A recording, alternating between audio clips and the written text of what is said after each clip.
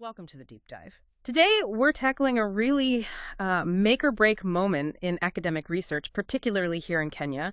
We're talking about crafting that initial research proposal. Yeah. Now, if you're trying to balance lectures, maybe work, family, the whole 9 yards, that proposal stage can feel less like step one and more like, well, climbing a small mountain before you even start the main climb. It's definitely a pivotal point. No doubt about it. It's where your research idea starts taking shape, but it's also where a lot of good projects can unfortunately stall. Exactly. So for this deep dive, we're going to explore how one specific service, Kenyan MBA Academic Writing Services, is actually helping students and researchers. We're talking universities across Kenya, from the University of Nairobi to Kenyatta University, navigating this really critical phase. Right. And our aim today is to really understand the kind of support that's actually out there. And maybe more importantly, what makes a research proposal strong, really compelling within the Kenyan academic world. Okay, let's jump right in then. Why is a strong proposal so important? I mean, it's more than just getting a supervisor to tick a box, isn't it? Oh, far more, yeah. I mean, getting the green light from supervisors and ethics boards like NACASIA, it's the National Commission for Science, Technology and Innovation, that's essential, obviously. But a really well thought out proposal does much more. It's basically your research roadmap. A roadmap, okay. Yeah. It sharpens your focus, it clearly lays out your methods, and shows why your research actually matters. It's the foundation, really, for impactful work. You wouldn't build a skyscraper without solid foundations, right? That's a great way to put it, a really good analogy.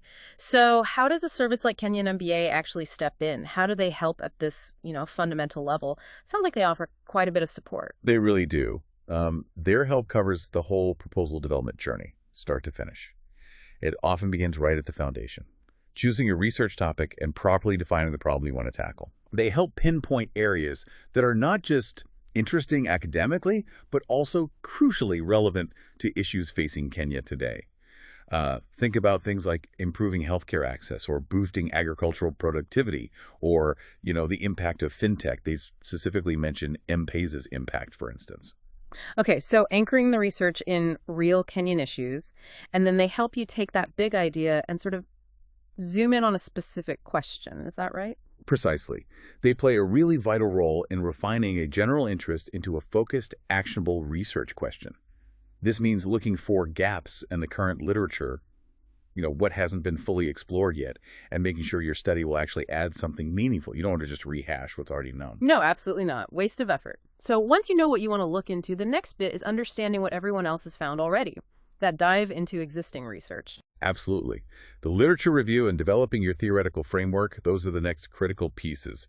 This service helps with access to global academic databases, which is, essential for getting that broad view. But what I think is particularly valuable is how they emphasize integrating Kenyan-specific contexts. They mention using resources like Vision 2030, Kenya's development plan, and reports from the KNBS, the Kenya National Bureau of Statistics. That makes perfect sense. You can't just lift theories from elsewhere without thinking about the unique situation here.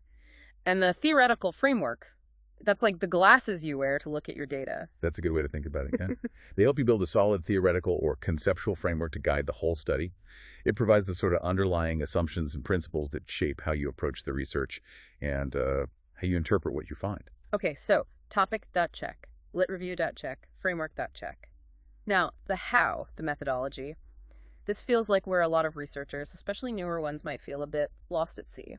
It is. It's a very common sticking point.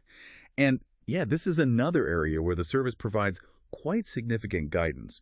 They help researchers choose the best methods, maybe it's qualitative for that in-depth understanding, or quantitative, dealing with numbers, or maybe a mix of both. Right. They also help with key things like choosing your participants or data sources, the sampling strategy. They even mention the Kretzi and Morgan table, which is a handy tool for figuring out your sample size, making sure it's statistically sound. Interesting. So they get into the real practical details, the nuts and bolts. What about actually collecting the data itself? Yep, they offer guidance there too, Mm-hmm. designing effective surveys, maybe developing good interview questions. And importantly, they really stress sticking to ethical guidelines. That's just paramount when you're involving people. Things like making sure data is anonymized so individuals can't be identified. Absolutely crucial. Okay, now, a proposal isn't just the content, right? It also has to look professional. All those sections, specific university formats, that can be a headache. You're spot on. Structure and formatting are vital. You need that professional presentation. So this service helps draft all those necessary sections, from the background right through to ethical considerations. And they make sure it matches the specific templates from the student's university. Yeah. Imagine doing great work but getting marked down just because the margins are wrong or something. Oh, that would be so frustrating. Yeah. And I guess getting the references right is another tricky bit they help with. Citations can be surprisingly fiddly. Absolutely. Yeah. They help format reference lists in whatever style is needed. APA, MLA, Chicago, you name it. Yeah. And it's not just about following rules. It's fundamental for avoiding plagiarism and giving credit where it's due. Okay, so you've got this polished proposal, but often there's still a presentation step, right? A defense where you pitch it to a panel. That's right. And the support extends to that stage too. They help students polish their presentation slides, even rehearse answering the kinds of questions the panel might ask. It can really boost confidence for what can be, let's face it, a pretty nerve-wracking experience. Wow, okay. It really does sound like a comprehensive system covering pretty much all the bases for proposal development. So thinking about all this, why are students actually choosing this service? What are the big draws for them? Well, several key things seem to stand out. Firstly, their deep knowledge of the local academic scene. That's a big plus. Their team knows the specific policies, the kind of challenges you face in Kenyan higher education. They get the practical stuff like, maybe power outages affecting your work or limited library hours. Right, real world stuff? And they ensure proposals align with national priorities too, like the Big Four agenda. That grounding is important. That local know-how must be incredibly helpful. What else? Time efficiency is huge. So many students are juggling studies with jobs, families, other things. This service offers a turnaround of typically about 2 to 4 weeks for a proposal. Depending on how complex it is, that can be a massive relief if you're up against deadlines. Absolutely. Time is gold for students. What about cost? Is it actually affordable? Affordability seems to be a key point for them.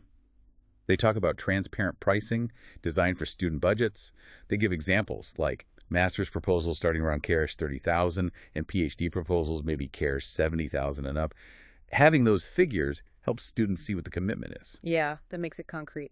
And finally, the really critical bit, academic integrity, making sure the work is legitimate. Indeed. That's core. They guarantee originality, check everything with tools like Turnitin for plagiarism, and they ensure proper citations throughout. It's all about upholding academic honesty. Okay, so it sounds like they're really hitting a lot of the common pain points researchers face with proposals. Let's go back to some of those challenges, like limited supervision. We hear that a lot. Lectures being stretched really thin. How does the service help there? Yeah, limited supervision is definitely a reality. Faculty often have heavy teaching loads, other duties. They just might not have the bandwidth for really detailed one-on-one feedback on every single draft. So Kenyan MBA kind of fills that gap with their personalized consultations. It offers that dedicated guidance, that focused support a student might struggle to get otherwise. Right. Think about a student wrestling with a tricky methodological choice. These sessions give them a space to really talk it through. That direct, personalized feedback must be so valuable for clearing up doubts. What about when students just feel overwhelmed by all the different research methods? It can be confusing. Oh, methodological confusion is very common, especially if you're newer to research. Yeah. You might struggle to grasp the real differences, say, between doing an in-depth case study versus a broad survey. Yeah. When is one better than the other for your question? Yeah. The service helps clarify these distinctions, guiding students to pick and then clearly explain the method that truly fits their goals. It's about building that foundational understanding. That practical help can make such a difference to the quality, the rigor of the research. And you also mentioned they bring in grant writing strategies. That's like a whole other skill. It really is. For researchers aiming to get funding, maybe from the National Research Fund or similar bodies, the service incorporates tactics known to work in grant applications. They mention learning from workshops like those run by TUK or DAAD, so they can help researchers frame their proposals in a way that's more likely to actually win funding. That's a brilliant extra layer, helping researchers not just start, but potentially find the resources to actually carry out the work and make an impact. Exactly. It's about supporting them across more of the research journey, not just that first step. So let's sort of wrap this up. This deep dive into Kenyan MBA academic writing services really shows, a very comprehensive support system. It seems specifically designed to help students and researchers here in Kenya get through that often tricky proposal writing process. Absolutely. Right from the start, like picking a relevant topic all the way through to prepping for that final defense presentation. It seems designed to empower researchers, whether they're doing a master's, a PhD, or even applying for those crucial grants. It really highlights just how fundamental a good proposal is. It's clearly much more than just an academic hurdle. It genuinely sets the stage, shapes the potential impact of the research within Kenya's, academic world and even society more broadly. Mhm. It does make you think, though, what other parts of the research process beyond just the proposal might benefit